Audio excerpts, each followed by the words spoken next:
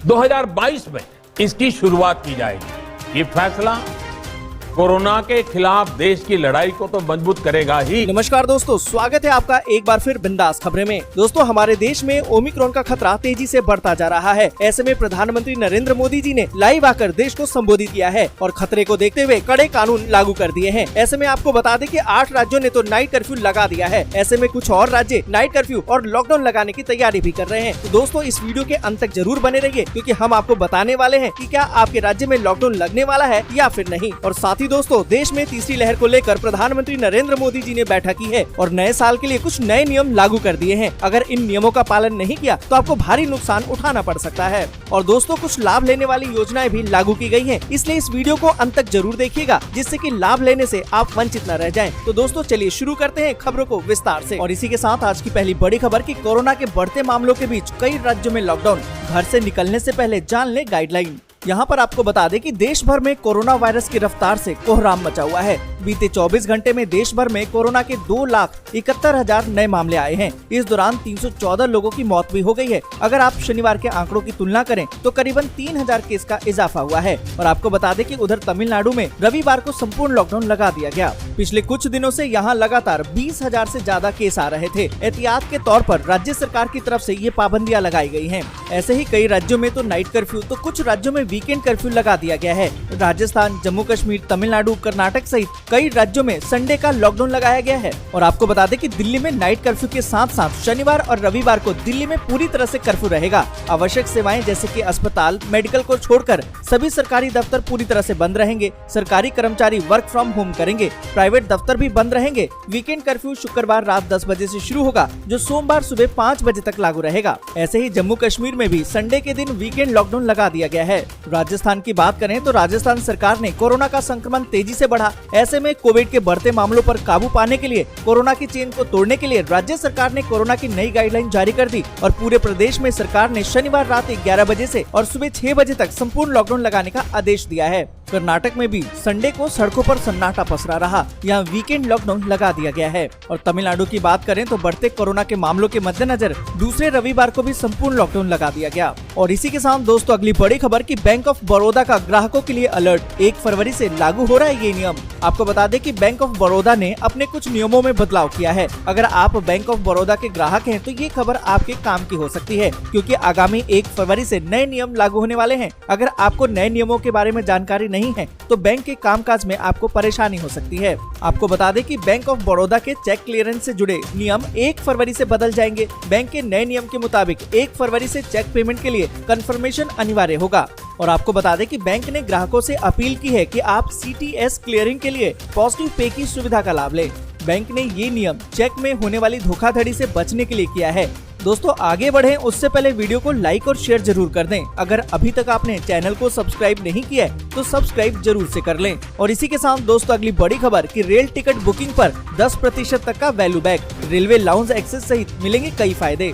दोस्तों, यहाँ पर आपको बता दें कि अगर आपको ट्रेन से सफर करना अच्छा लगता है तो IRCTC रुपए SBI कार्ड के बहुत ही फायदे आपके लिए हो सकते हैं। इस क्रेडिट कार्ड के जरिए रेलवे टिकट बुकिंग पर आपको 10% तक वैल्यू बैक मिल सकता है। इस कार्ड के जरिए फ्री ट्रेन टिकट से लेकर प्रीमियम रेलवे लाउंज एक्सेस सहित कई लाभ आप उठा सकते हैं। और साथ ही आपको बता दें कि ये कार्ड ऑनलाइन वेबसाइट और मर्चेंट आउटलेट में इस्तेमाल कर सकते हैं जो रुपए कार्ड को स्वीकार करते हैं। और इसी के साथ दोस्तों, अगली बड़ी खबर कि क्या दूसरी लहर की तरह भारत में लग सकता है सख्त लॉकडाउन। क्यों डरी हुई है सरकारें? आपको बता दें कि भारत में कोरोना संक्रमण की लहर बेकाबू होती जा रही है। देश में ये तीसरी लहर 20 दिनों से जारी है। 27 दिसंबर 2021 को देश में कोरोना के महज 6,780 नए मामले सामने आए थे। उधर सिर्फ 20 दिन बाद ये आंकड़ा 2,68,000 पहुंच गया। आपको बता दें कि कोरोना के प्रसार को रोकने के लिए कई राज्यों ने तो रात्रि का कर्फ्यू, वर्क फ्रॉम होम और स्कूलों में ऑनलाइन पढ़ाई शुरू कर दी है। फिलहाल केंद्र सरकार और राज्य सरकारों ने सख्त लॉकडाउन के तो कोई संकेत नहीं दिए हैं, पर आपको बता दें कि कोरोना की तीसरी लहर को देखते हुए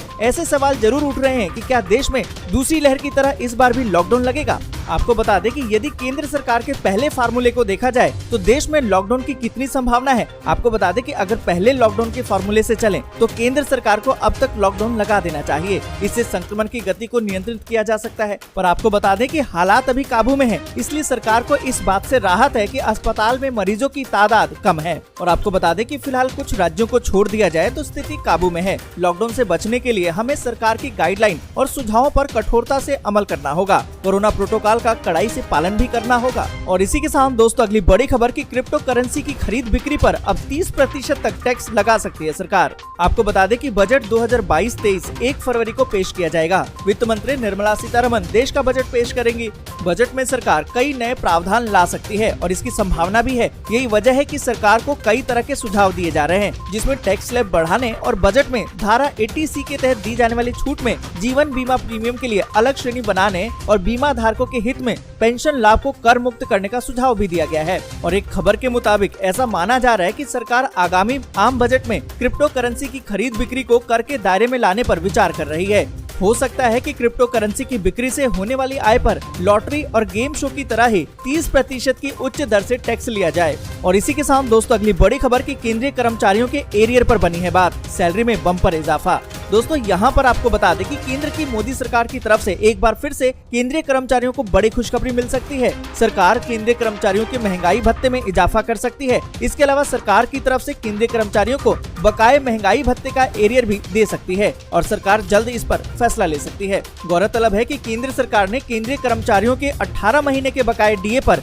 एरियर नहीं दिया है। लंबे समय से कर्मचारी लंबित डीए का भुगतान की मांग भी कर रहे हैं। ऐसे में अगर सरकार बकाये डीए का भुगतान कर देती है तो कर्मचारियों की सैलरी में बम्पर इजाफा होगा। और इसी के साथ दोस्तों अगली बड़ी खबर कि अगले 15 दिन में 6 दिन बैंक रहेंगे बंद। जान ले पूरी लिस्ट। आपको बता दें कि यदि आपको बैंक का काम है तो ये खबर आपके लिए खास है। जी हाँ बिल्कुल, आपको बता दें कि रिजर्व बैंक ऑफ इंडिया की तरफ से जारी लिस्ट में जनवरी महीने की जो छुट्टियां हैं उसमें 16 दिन बैंक बंद रहने वाले हैं। लेकिन महीने के 15 दिन तो बीत गए हैं। अब अगले आने वाले 15 दिनों में कैलेंडर पर नजर डालें तो 6 दिन बैंक बंद रहने वाले हैं। आपको बता दें कि भारत में बैंक हर महीने के दूसरे और चौथे शनिवार को बंद रहते हैं। लिस्ट में ये छुट्टियां भी शामिल हैं। भारतीय रिजर्व बैंक की ऑफिशियल वेबसाइट पर दी गई छुट्टियों की लिस्ट में अगर नजर डालें तो बैंकिंग अवकाश अलग अलग राज्यों में मनाए जाने वाले त्योहारों पर भी निर्भर करता है। दोस्तों यहाँ पर आपको बता दें कि 18 जनवरी को चेन्नई में छुट्टी होगी। 26 जनवरी को गणतंत्र दिवस है जो पूरे देश भर में छुट्टी होगी। 31 जनवरी को असम में छुट्टी होगी। 22 जनवरी को चौथा शनिवार है, बैंक बंद रहेगा। 23 जनवरी को रविवार है, इस दिन भी बैंक बंद रहेगा। और 30 जनवरी को भी रविवार पड़ रहा है, इस वजह से इस दिन भी बैंक बंद रहेगा। तो कुल मिला के अगले 15 दिनों में 6 दिन बैंक बंद रहेंगे। और इसी के साथ दोस्तों अगली बड़ी खबर की दिल्ली के लिए अच्छी खबर। स्वास्थ्य मंत्री सत्येंद्र जैन बोले राज्य में कम हो रहे हैं संक्रमण के मामले। दोस्तों यहाँ पर आपको बता दें कि दिल्ली में कोरोना संक्रमण के मामले कम हो रहे हैं। दिल्ली के स्वास्थ्य मंत्री सत्येंद्र जैन ने कहा है कि आज राजधानी में 17,000 कोरोना के संक्रमण के मामले आ सकते हैं और इसके साथ ही संक्रमण दर में भी कमी आएगी। आपको बता दें कि दिल्ली के स्वास्थ्य मंत्री सत्येंद्र जैन ने कहा कि दिल्ली के अस्पतालों में 26,000 बेड भरे हुए हैं और लगभग 13,000 बेड अभी भी खाली हैं। लगातार 3 दिन से कोरोना के मामलों में कमी आई है। साथ ही आपको बता दें कि उन्होंने कहा कि लगभग आज 17,000 कोविड के मामलों की उम्मीद है और सकारात्मकता के मामले में भी गिरावट की उम्मीद है। कल के आंकड़े देखें तो लगातार तीसरे दिन मामलों में गिरावट आई है और कल करीबन 67,000 टेस्ट किए गए। और इसी के साथ दोस्तों अगली बड़ी खबर कि देश में बीते 24 घंटे में 2,71,000 से ज्यादा मामले। ओमिक्रॉन के मामले भी 7,000 के पार। दोस्तों यहाँ पर आपको बता दें कि देश में कोरोना संक्रमण की रफ्तार बेकाबू होती जा रही है। इसके साथ ही कोरोना के ओमिक्रॉन वेरिएंट के मामले में तेजी से बढ़ोतरी हो रही है। बीते 24 घंटे में कोरोना वायरस के 2,71,202 नए मामले आए और 314 लोगों की मौत हो गई है। वहीं 1,38,331 रिकवरी भी हुई है। वहीं ओमिक्रॉन की बात करें तो ओमिक्रॉन वेरिएंट के 1,702 नए मामले सामने आए। और इसी के साथ दोस्तों अगली बड़ी खबर कि भारत में कोरोना वैक्सीनेशन अभियान का 1 साल पूरा। अब तक 156 करोड़ से ज्यादा लोगों को दी गई है डोज।